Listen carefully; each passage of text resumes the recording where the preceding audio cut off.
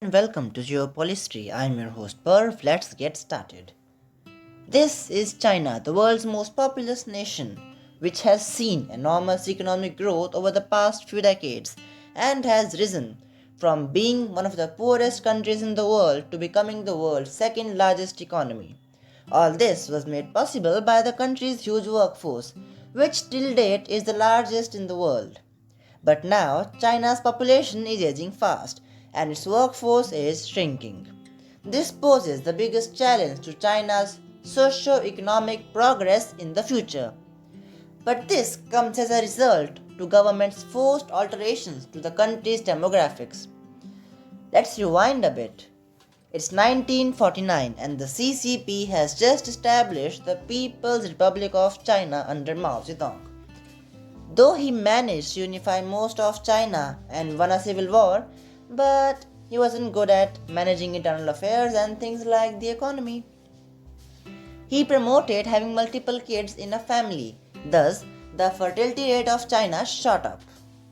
Under his leadership, the Great Leap Forward, which aimed to uplift China from poverty by increasing its production of goods, failed, and the Cultural Revolution, which basically tried to uproot all cultural, social, and religious beliefs from modern China, was phased out after his death.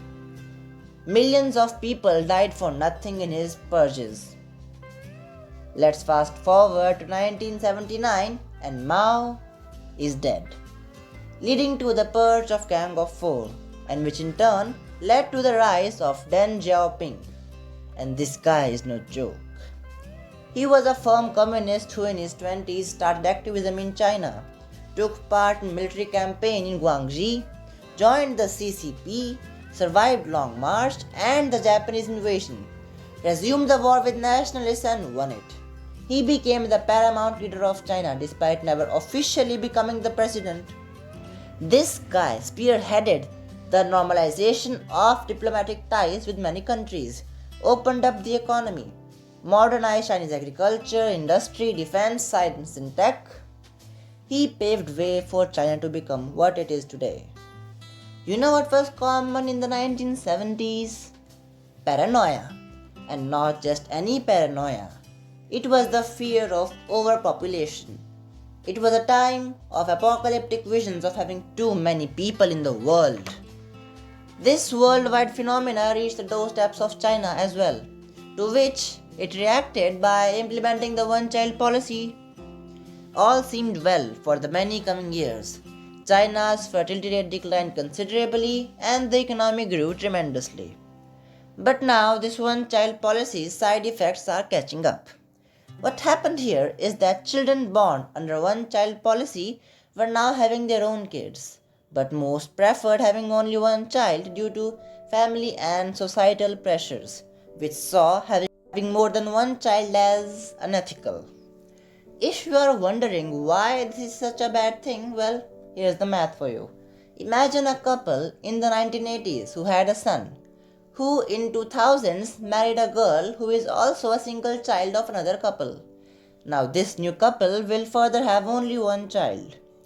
And as China's median age increases and its population ages, the grandparents and parents of this child will retire, leaving behind this one person to look after 6 people.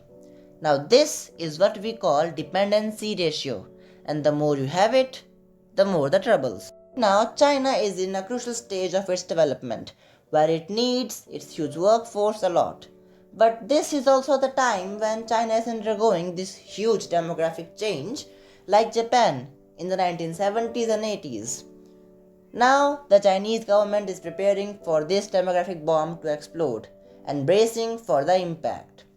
Many economists are now saying that this might even stop the Chinese economy from overtaking America's economy.